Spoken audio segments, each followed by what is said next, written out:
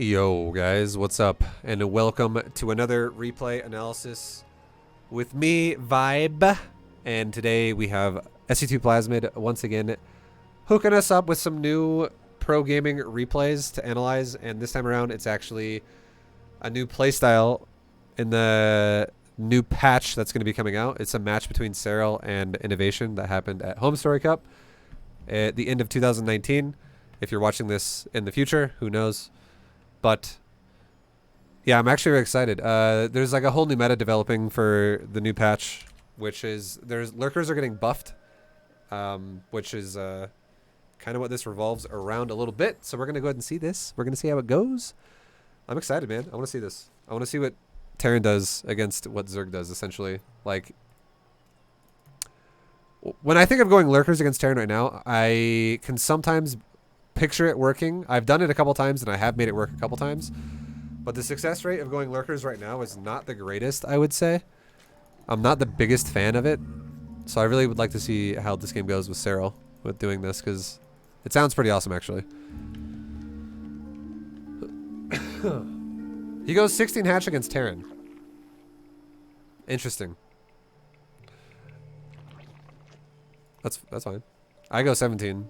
I don't really think there's any real reason to do that, but it's very minor either way. It's not something that's like, oh my god, I can't believe he's doing this. It's whatever.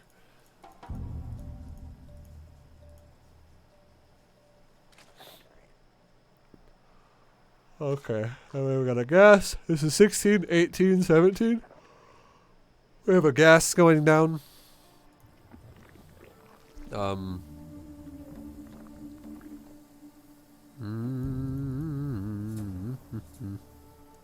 He's scouting for like proxies, it looks like.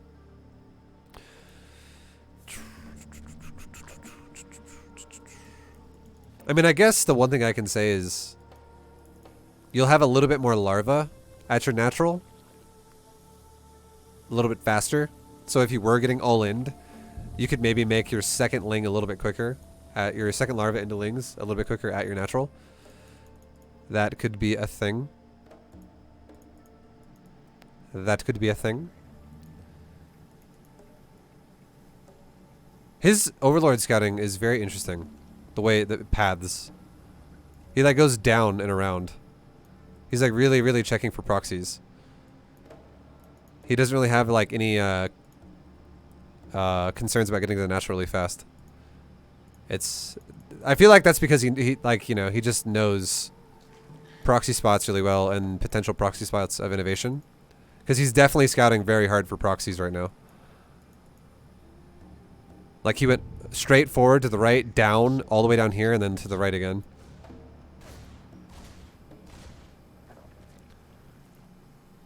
Alright, so we have 2 queens spawning, pretty standard.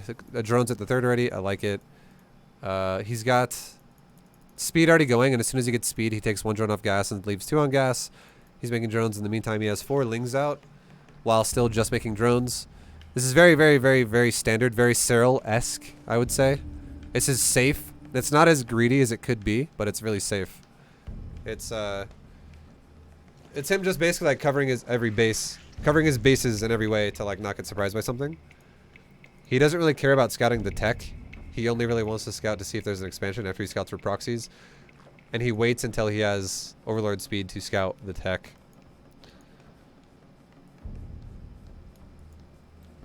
I don't mind it. I don't mind it. Like the ling speed automatically will keep him safe from a lot of different timings that could happen anyways. Like if it was like, if this was not here, lings could deal with anything that in small numbers pretty well. So now Overlord speed is about to finish. He sees Hellions. This already proves that there's a reacted Hellion in play.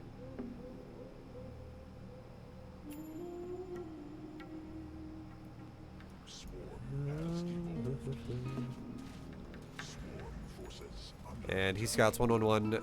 This already automatically, to me, this looks like, if this 3rd command center was not here, I would say this would look like a Hellbat since the 3rd command center is here, now instead it looks like just a standard macro build, and this is probably going to be for Stimpack. And it's going to be a Hellion and something opener. It could be Liberator, it could be Medevac, it could be Viking. We already know he made 1 Viking, but if I were him now, I would be thinking this is just going to be standard bio. There's very low chance. Like his Overlord obviously has speed, so he's going to see more of the base. But there's very low chance there's an armory in the base now because of the third command center. You don't really do Hellbat timings off of a third CC before. It's not really likely because it would really just weaken the timing.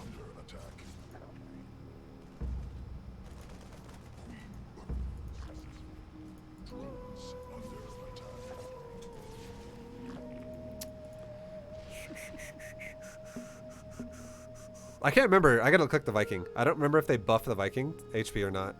They did not. They reverted it. Okay, guys. Well, yeah, he's should be expecting like a Hellion opener into bio. That's what I would say is happening. Like from his perspective, that's what it looks like because there's no second factory made yet. There's again a third CC. This very much looks like bio with Hellions.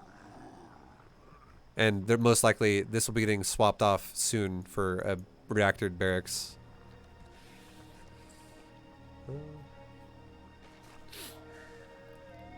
Thus far though, there's a decent amount of lings on the map. I'm gonna pause it really fast. There's a decent amount of lings on the map. There is a good amount of creep on the map. His, you know, he's not over making queens. He has he has 5 already. And he's making another one right now, which is he's going to have 3 injectors, 3 creep spreaders. I think that's pretty solid, pretty standard. He can rip off creep spreaders to inject later on. I like it so far. Honestly, his build is like pretty standard, and I do actually like it a lot. He is also going for a Baneling Nest, which was a reaction to seeing what he saw. I feel like if he would have seen like double factory or something like that, he most likely would have probably made a Roach Warren. That would be my opinion. That would be a That would be what I would think would be good. But yeah, he sees what looks like bio, so his whole build right now is looking pretty solid, and he has a nice drone count, and then finally he stayed on 1 gas until his third is mostly saturated. And now that his third is mostly saturated, he's actually deciding to go up to 3 gases off of like 50 plus drones. Swarm forces under attack. You know, I actually might start playing more like Serral in this next patch. Like in terms of openers, I might start doing Overlord speed openers a lot more. I kind of like it. I do like it a lot. And there's going to be so much random crap you're going to play against in the new patch with people just doing weird builds. So I think I might start playing a lot more like this myself. Because you don't have to guess and assume shit anymore. You just know what they're doing. Double Evos. I feel like if he's going to go for a Lurker Hydra style, I wonder if he'll go melee upgrade still. I don't think he will. But he might if he goes Ling Bane Hydra in. Yeah, he is. He's going to go Ling Bane Hydra into Lurker, I guess. So it's still Ling Bane focused. It's not just Lurker Hydra. Swarm forces under He gets a decent amount of Lings out off of 3 base saturation. I love the macro hatch because that means he's about to start making drones. Look at his, perfect. I fucking love that. This is perfectly timed, by the way. If you guys are wondering, when you take macro hatches, I always say if you're gonna go for a Ling style, you should start taking your macro hatch when you start saturating your 4th base. And that's exactly what he's doing. It's fucking perfect because it's gonna what's gonna happen is you're gonna get like a surge of economy, and it's gonna be able to be spent properly by having a macro hatch. It's perfect. It's perfect, man. It's perfect.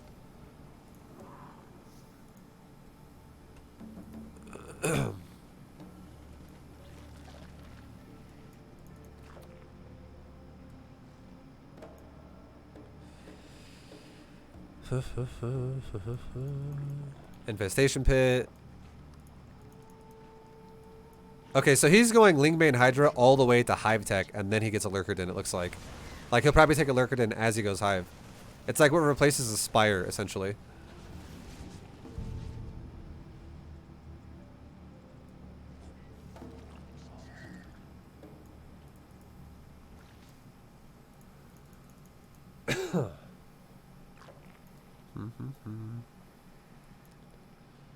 Serral's creep is looking pretty juicy. He droned up now to 82. That's solid, super solid. He took his 6th gas in his main, and he's not taking his gas at his 4th. I do really like this, honestly, a lot. I love that he's not taking his gas yet, and instead he's taking another base. And the reason why is because he is right now needing to worry about map control. Map control with your creep is very important. So that's less larva he's spending on more drones right now. And I don't think he needs the gas yet because he's not going into hydras yet. Like he's not really worrying about hydras at the moment. He's worrying more about upgrades, and he's preparing for hydras later.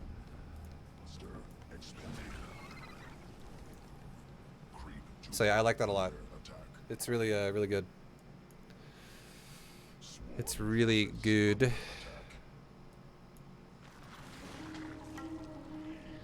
And now, finally, he's now, like, once he has all the upgrades kind of started and going, and he has the buildings all thrown down, he's got his Lurker in, he's got his Hive already, he's got 1-1 already going. Now he starts making Hydras. So he prioritizes upgrades, he does not prioritize Hydras. Which is very, very important. Hydras suck balls if they're unupgraded. Like, they're not great. And he like, you know, he prioritizes the Ling Bane early on to cover that. And then now that he's going into Lurkers, he's getting ready to go into Hydra Lurker. Now he starts adding on more gas. Which is, yeah, it's really good. His timings are really good. It makes a lot of sense. So now, if I was Serral, what I would, like, again, this dude is like one of the best scouting Zergs honestly, I would say Serral is the best Zerg in the entire world at scouting. But if I were him, I would say this is the time when you need to scout for a 4th command center, and you need to scout where it is. I would say you need to scout this, you need to scout this, and you also need to maybe fly an Overlord in here to see if there is a 4th CC, just to make sure. And you can see there is a 4th CC right there. What this 4th command center guarantees is that this game is going to develop more and more and more into the late game. This game is not going to become a massive timing. If this 4th command center did not exist anywhere, it would mean that the last thing Serral should do is attack the Terran. He should instead get ready to defend an all-in. Defend a big-ass timing. Because some Terrans do prioritize getting as close as they can to maxing out and then prioritizing a 4th base after they do damage rather than before. So he doesn't know that yet, and you know, we're at that point where he should start figuring that out. And you can see here comes some units running around. Whatever.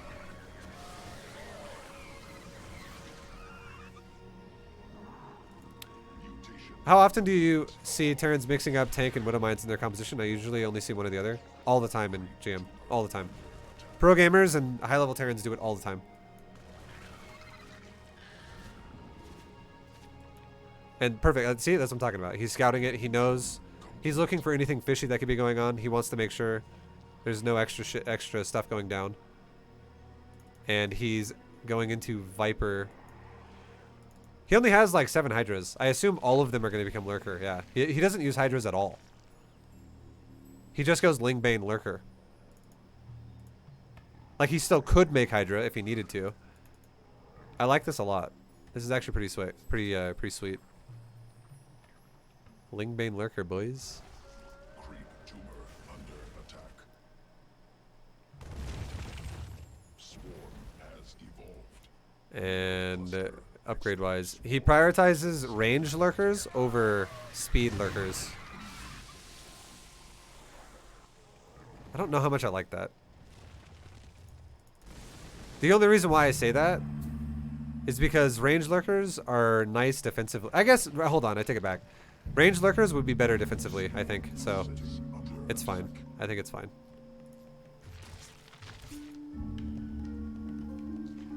I think speed lurkers might be better aggressively, though.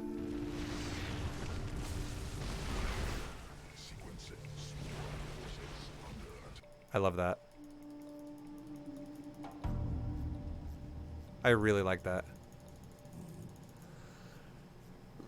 I actually was wondering if he was going to go for blinding clouds and try to like bust the wall down in the blinding cloud and then just like kill it.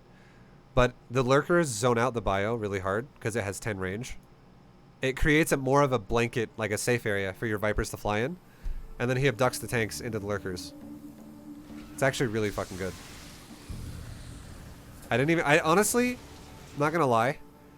When I thought about Lurkers versus Terran, I just thought about blinding clouding Terran tanks and like moving forward and setting up shit on their base and trying to like siege them that way.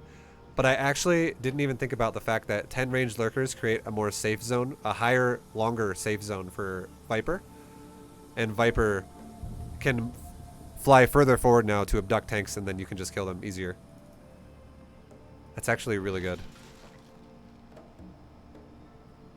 And as soon as you abduct the tanks in an area, that whole area is just like sacrificed, essentially.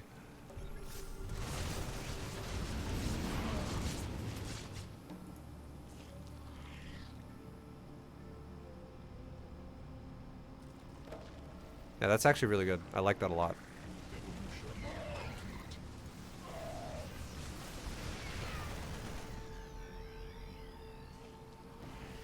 And now he's just going into this. He's making Vipers, making more Lurkers, upgrading his shit still.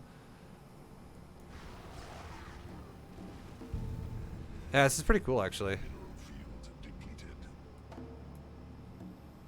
You know what would be really good with this? Well, I think when Zergs get really comfortable with this, you're going to start seeing this kind of a style be really common, plus Nidus and drops late game. Like imagine 2 Lurkers and an Overlord right here on the bottom side of the map, going like this. They fly into the main, they land in like right here.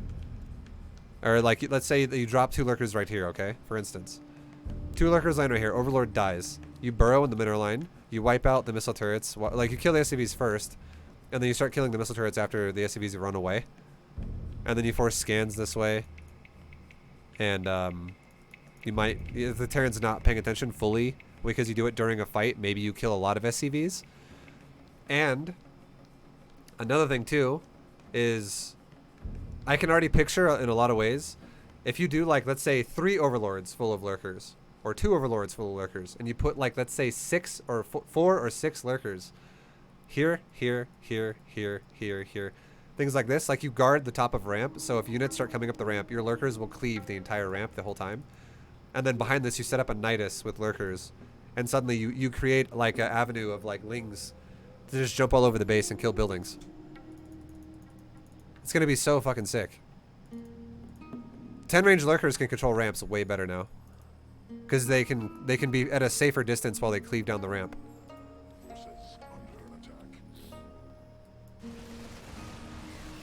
It's pretty cool.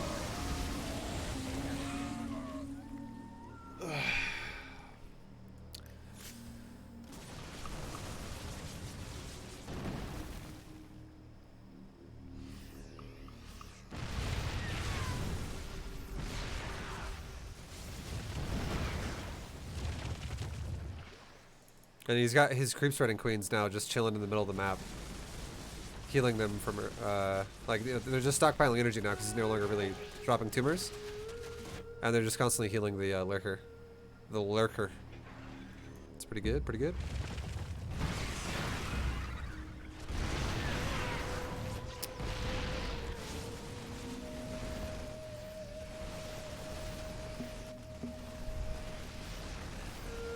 I think it would be really cool if Serral also added on an Ultralisk din right? Or he did.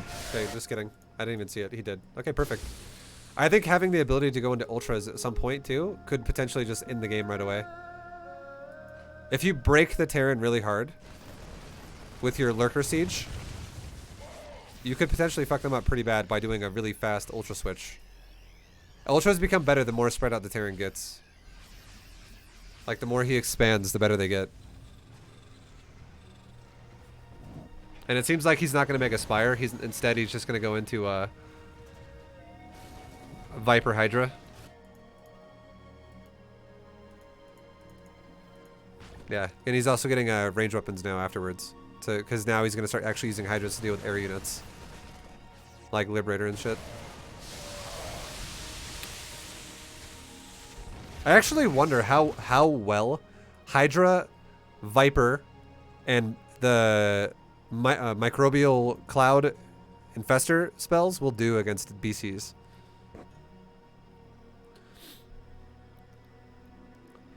It's interesting.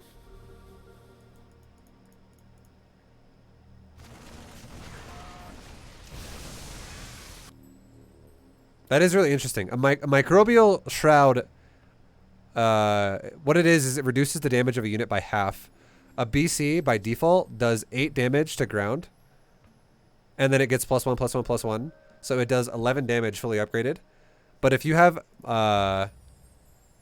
microbial shroud on a Hydra versus an 11 damage per shot BC, it actually does 5.5. And then 5.5 gets reduced by 3 because the Hydra has 3 armor if fully upgraded. So a shroud would actually, a Hydra under a shroud would be taking 2.5 damage per shot from a BC, which is very tiny.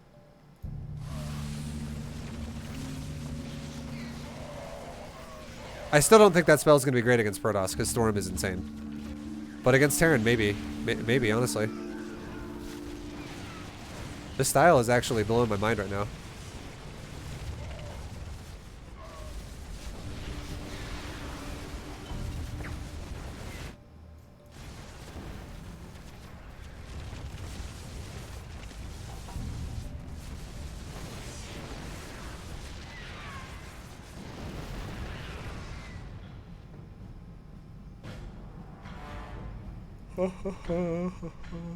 And now he's getting 2 spires. I like this as well. Damn, dude. I like it.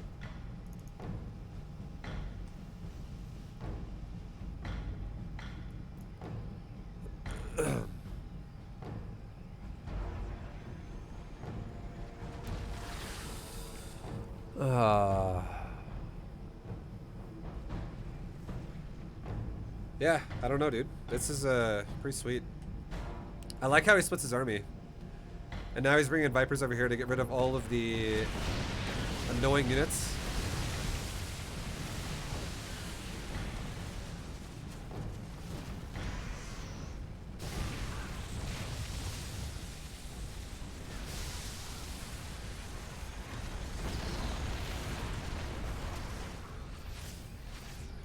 Okay. Okay. Worker count wise, he's still sitting around 90. He's got 88.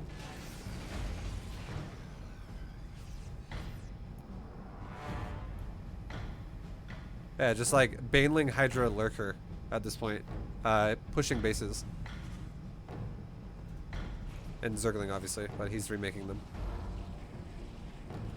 This base doesn't really have much coverage. I wonder if he'll just go for it. I feel like it's kind of scary to just go for it because, yeah, you don't really know what's fully back there.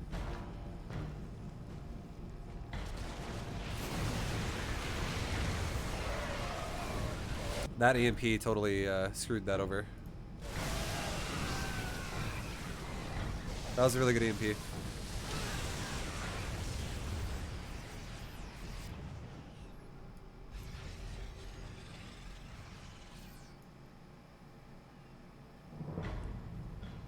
Can you go to Serral's view?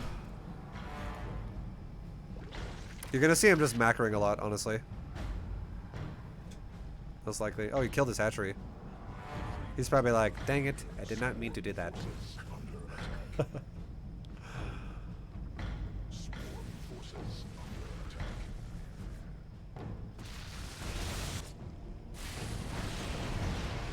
I would like it right now.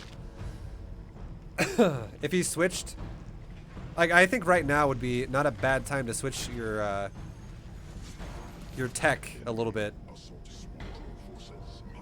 You are now fighting against Mass Ghost Liberator. And banking the whole game on Vipers when there's a lot of ghosts out now seems kind of scary. But I will say, if he kills bases like this repeatedly, that's huge as well. Like, Innovation will run out of money eventually.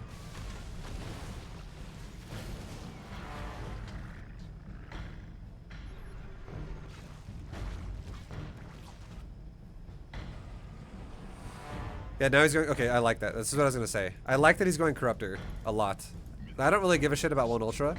You know what this Ultra is? You want to know what I think this Ultra is? This Ultra is a Planetary Fortress damage absorber. It's like a sponge that just absorbs the PF shots. So he runs the Ultra in first, and then all the Lings and shit and Banelings run on top of it after. and nothing really dies because the Ultra just takes it to the face repeatedly. But I like the Corruptor though, because the Corruptor are gonna be able to make Broodlords out of. Corruptor are going to be able to also just kill Medevac Liberator.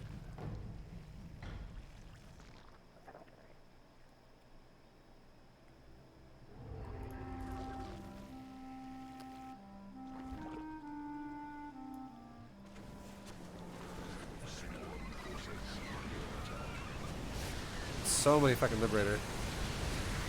The Banelings are great here. And now he's using Parasitic Bomb. Yeah, that's a great way. I actually really like that he didn't use Infestors. Normally, and see, look at that, the PF Absorber. That's what I'm talking about right there. This big boy, he doesn't give a shit. He's just there to kill PF.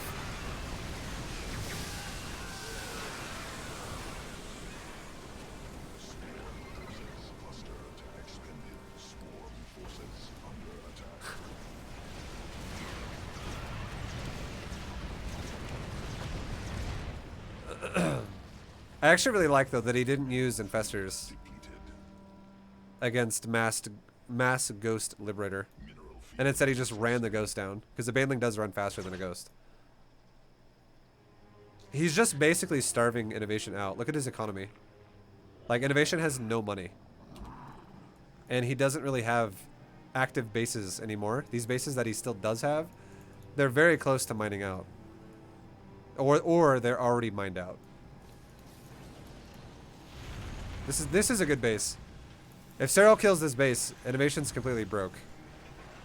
And he just re-denied this base again.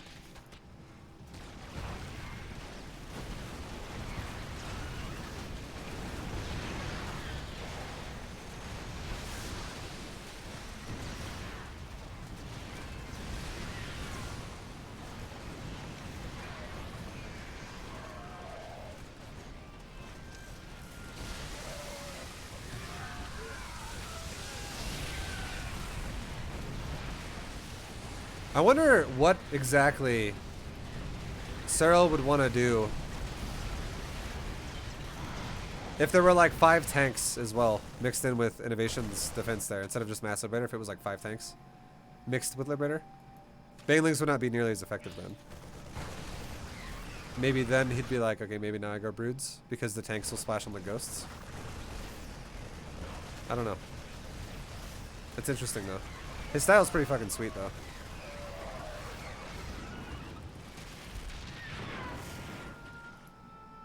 I really like how he dives that. Just like a couple of Parasitic Bombs on top of the Corruptors just diving all over the Liberator.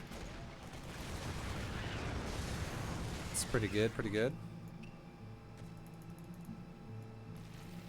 Okay, he has no intentions of going Broods at all.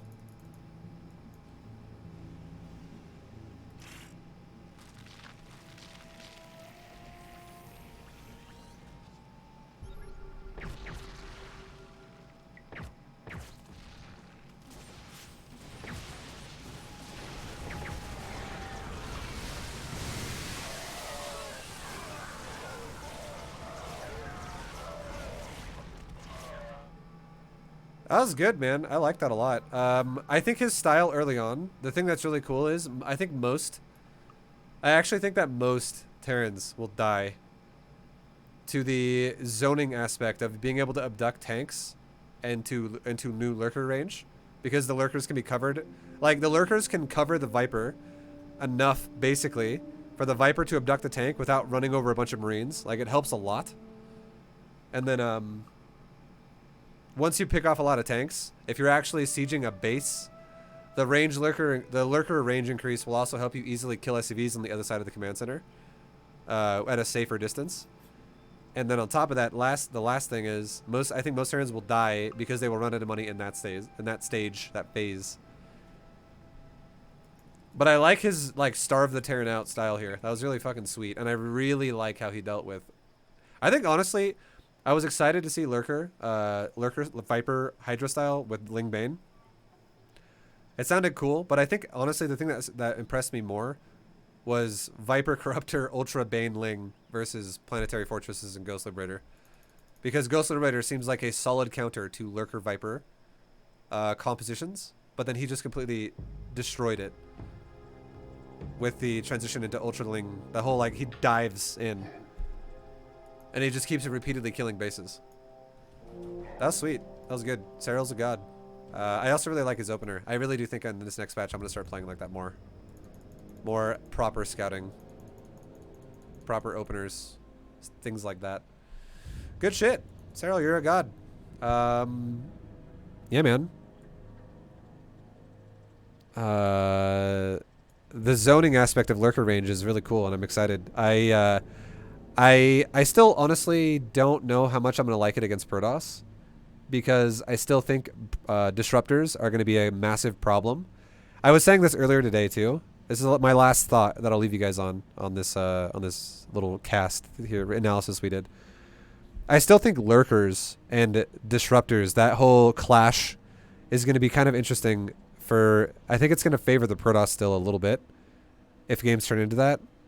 But I also do think that if you go for lurker styles against Protoss, I don't know. I wonder how the new Skytoss is going to fare against that too. Like, I wonder if you'll be able to break Skytoss before it gets too crazy. Or I wonder if, like, the new Void Ray will just destroy Hydras if you're going lurkers because it's too expensive. Because the new Void Ray is going to be kind of insane. It goes so fast. The new Void Ray is almost as fast as, like, it's like as fast as like a Mutalisk. It's crazy. So, yeah, I don't know. We'll see how that goes. But I'm interested. But, guys, thank you for watching. Shout out to Plasmid one more time for giving me a Serral versus Innovation replay analysis cast to do here from Homestory Cup. And thank you guys for watching. If you liked it, if you thought it was, if you enjoyed it, if you thought it was interesting as well, you guys can go to my YouTube channel and check out more of these. I have a lot of them. And yeah, thank you for watching. I will see you guys in the next one. What could have Innovation done with that? Done to win that? Okay, hold on. No, you don't end it yet. We're not done yet. Okay. What could Innovation have done to win this game? Realistically, the only thing I think he could have done is what he started doing when he was dead, which is add in some type of AoE that can stop the Banelings from killing the ghosts.